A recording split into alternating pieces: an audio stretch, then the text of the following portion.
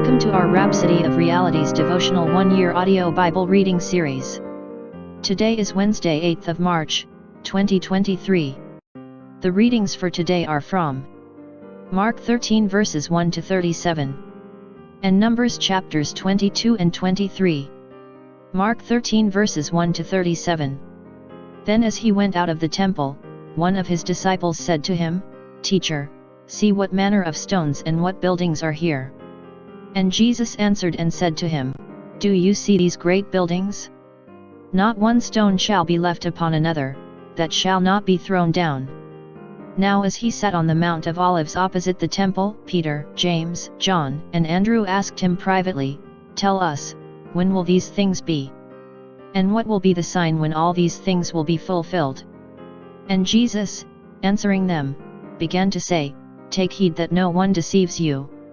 For many will come in my name, saying, 'I am he,' and will deceive many.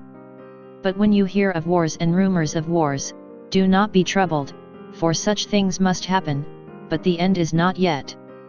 For nation will rise against nation, and kingdom against kingdom. And there will be earthquakes in various places, and there will be famines and troubles.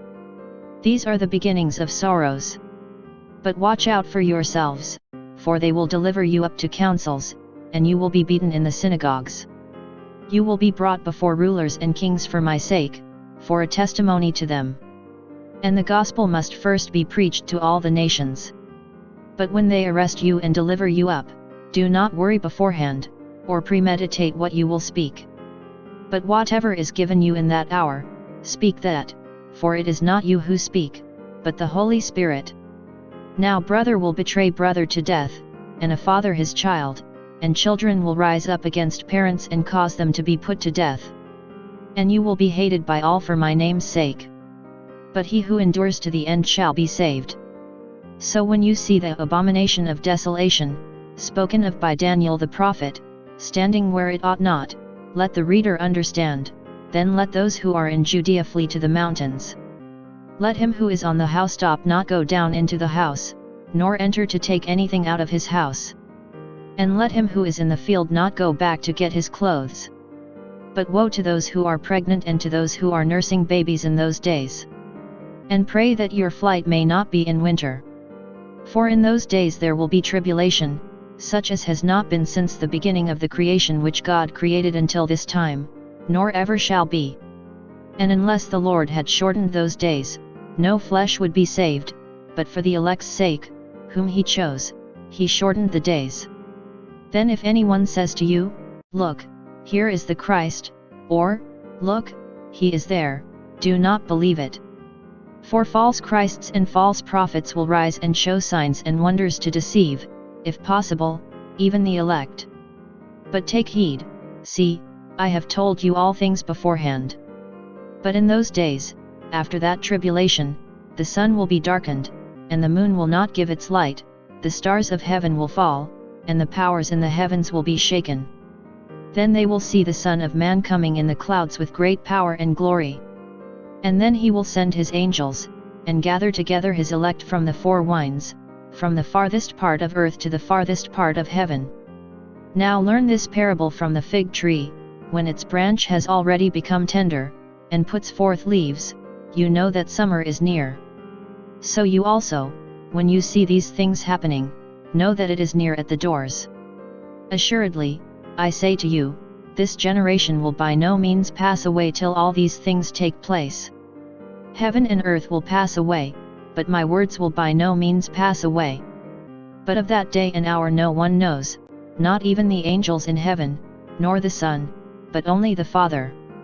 Take heed, watch, and pray, for you do not know when the time is. It is like a man going to a far country, who left his house and gave authority to his servants, and to each his work, and commanded the doorkeeper to watch. Watch therefore, for you do not know when the master of the house is coming in the evening, at midnight, at the crowing of the rooster, or in the morning, lest, coming suddenly, he find you sleeping. And what I say to you, I say to all, watch." Numbers chapter 22. Then the children of Israel moved, and camped in the plains of Moab on the side of the Jordan across from Jericho. Now Balak the son of Zippor saw all that Israel had done to the Amorites. And Moab was exceedingly afraid of the people because they were many, and Moab was sick with dread because of the children of Israel. So Moab said to the elders of Midian, Now this company will lick up everything around us, as an ox licks up the grass of the field. And Balak the son of Zippor was king of the Moabites at that time. Then he sent messengers to Balaam the son of Beor at Pethor, which is near the river in the land of the sons of his people, to call him, saying, Look, a people has come from Egypt.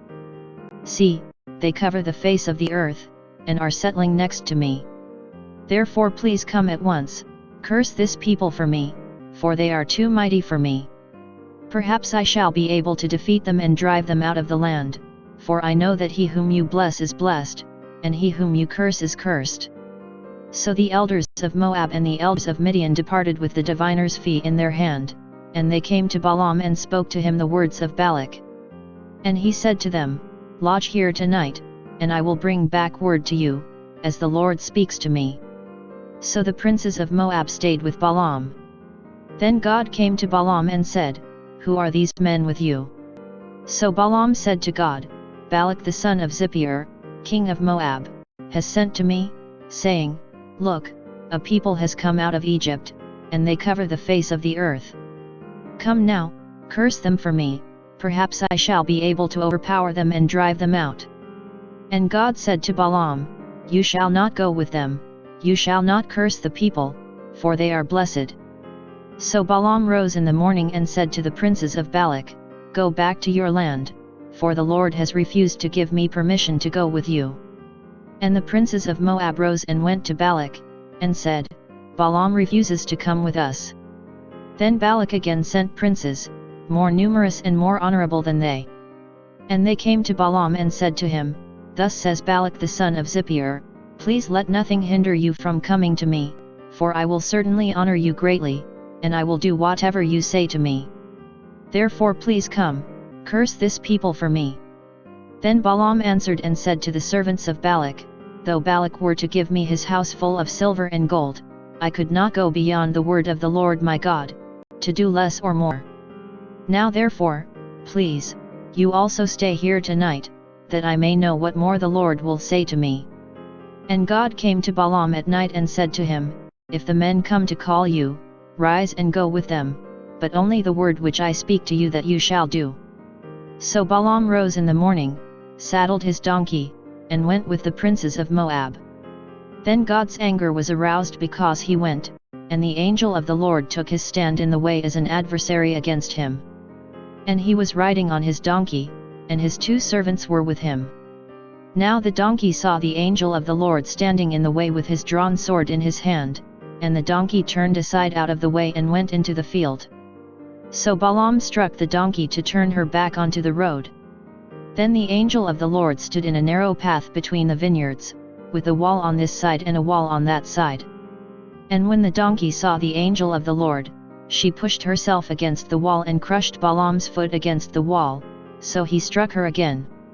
Then the angel of the Lord went further, and stood in a narrow place where there was no way to turn either to the right hand or to the left. And when the donkey saw the angel of the Lord, she lay down under Balaam, so Balaam's anger was aroused, and he struck the donkey with his staff. Then the Lord opened the mouth of the donkey, and she said to Balaam, What have I done to you, that you have struck me these 3 times? And Balaam said to the donkey, Because you have abused me. I wish there were a sword in my hand, for now I would kill you. So the donkey said to Balaam, Am I not your donkey on which you have ridden, ever since I became yours, to this day? Was I ever disposed to do this to you? And he said, No. Then the Lord opened Balaam's eyes, and he saw the angel of the Lord standing in the way with his drawn sword in his hand, and he bowed his head and fell flat on his face. And the angel of the Lord said to him, Why have you struck your donkey these 3 times? Behold, I have come out to stand against you, because your way is perverse before me. The donkey saw me and turned aside from me these 3 times. If she had not turned aside from me, surely I would also have killed you by now, and let her live. And Balaam said to the angel of the Lord, I have sinned, for I did not know you stood in the way against me. Now therefore, if it displeases you, I will turn back." Then the angel of the Lord said to Balaam, "Go with the men, but only the word that I speak to you, that you shall speak." So Balaam went with the princes of Balak. Now when Balak heard that Balaam was coming, he went out to meet him at the city of Moab, which is on the border at the Arnon, the boundary of the territory. Then Balak said to Balaam, "Did I not earnestly send to you, calling for you? Why did you not come to me? Am I not able to honor you?" And Balaam said to Balak, "Look, I have come to you. Now, have I any power at all to say anything? The word that God puts in my mouth, that I must speak." So Balaam went with Balak, and they came to Kirjath-Huzoth. Then Balak offered oxen and sheep, and he sent some to Balaam and to the princes who were with him. So it was, the next day, that Balak took Balaam and brought him up to the high places of Baal, that from there he might observe the extent of the people. Numbers chapter 23. Then Balaam said to Balak, "Build 7 altars for me here, and prepare for me here 7 bulls and 7 rams." And Balak did just as Balaam had spoken, and Balak and Balaam offered a bull and a ram on each altar.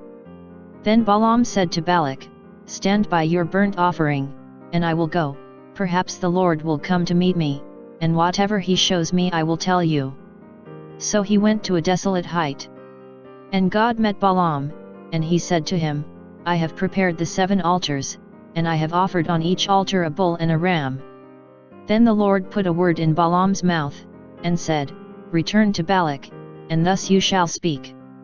So he returned to him, and there he was, standing by his burnt offering, he and all the princes of Moab. And he took up his oracle and said, "Balak the king of Moab has brought me from Aram, from the mountains of the east. Come, curse Jacob for me, and come, denounce Israel. How shall I curse whom God has not cursed? And how shall I denounce whom the Lord has not denounced? For from the top of the rocks I see him, and from the hills I behold him, there. A people dwelling alone, not reckoning itself among the nations. Who can count the dust of Jacob, or number 1/4 of Israel? Let me die the death of the righteous, and let my end be like his." Then Balak said to Balaam, "What have you done to me? I took you to curse my enemies, and look, you have blessed them bountifully."